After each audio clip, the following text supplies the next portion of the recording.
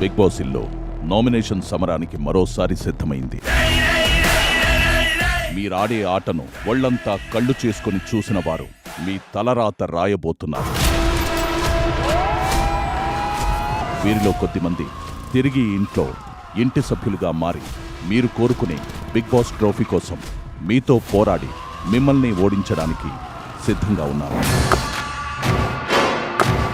మీరు మాట్లాడితే చాలు బాడీ షేమ్ చేస్తున్నారు. రోడ్ రోలర్ లాగా మీద వస్తుంది అని చెప్పి చాలా ఫన్నీ వేలో తీసుకున్నారు. But it is not funny. నేను కూడా ఏం బక్కగా ఏం లేను ఇక్కడ. మీ గురించి మీరు సెల్ఫ్ ఇన్సెక్యూరిటీస్ చాలా ఉంటాయి. నీకు వీడియోలు చూపించిండ్రు, వేరే వాళ్ళకి వీడియోలు చూపించలేదు అనుకున్నా. ఇక్కడ ఆ వీడియోలలో నువ్వు తప్పు అని అంటున్నారు.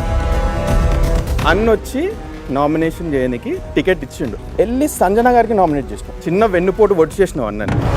ఇమ్మానులకు తెలీదా, కెమెరాలకు తెలీదా నేను ఏం మాట్లాడాను? ముందు రోజు నైట్ మాట్లాడాను, 4 రోజుల ముందు మాట్లాడాను. నామినేషన్ చేస్తాను అని అయితే నామినేషన్ రోజే చెప్పు. What is class according to you? I need to know. మేము బయట ఆర్టిస్ట్, ఇక్కడ కూడా ఆర్టిస్ట్ లానే డెలికేట్ గా ఉందాము అని క్లియర్ గా. This house is very wrong.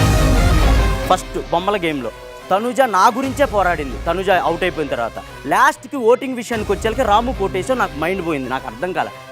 ఇలా తల ఊపాడు. ఆ తల ఊపినందుకేనే నేను అంత కాన్ఫిడెంట్ గా నేను రాముని సేవ్ చేశాను. ఈ పర్సన్ ఇప్పుడు డబుల్ టంగ్ తో మాట్లాడుతున్నాడు. నేను చెప్పిన పర్సన్ చేసి చేస్తే నువ్వు రాముకి ఎందుకు ఇచ్చావమ్మా అని నేను ఎందుకు అడిగాను?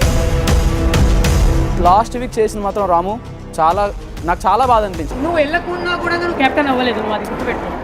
ఈ పోకింగ్ వద్దు చెప్తున్నా. అదే చెప్తున్నా. నువ్వు కూడా అవ్వలే కదా. అదే చెప్తున్నా, ఈ పోకింగ్ వద్దు. నా పక్కన ఉన్న దాంట్లో పోయి కూడా నేను చివరికి వెళ్ళి